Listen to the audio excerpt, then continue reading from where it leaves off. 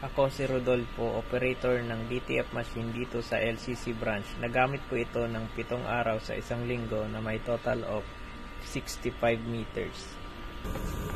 Ito naman ang printer head, hindi pa napapalitan since July 2023. Ito naman ang capping na may 90% good condition.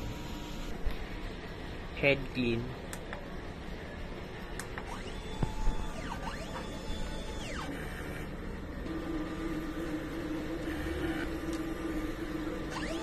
Punasan ang wiper after head clean.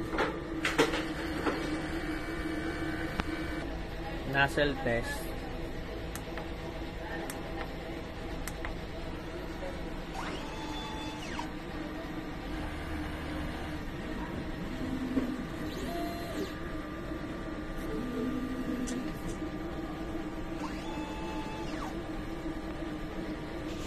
Ang ink system label namin ay tama lang.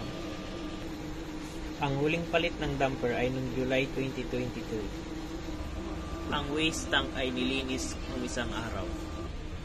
Ito ang ABR. Ito naman ang ground wire. Ito ang aming stock. Ito po ang in-use. Ito naman ang unused. DTF powder, DTF film. Ito naman po ang nagamit naming CMYK. Black isa, magenta isa. Ito naman ang daily output record. At ito naman po ang daily checklist. Thank you.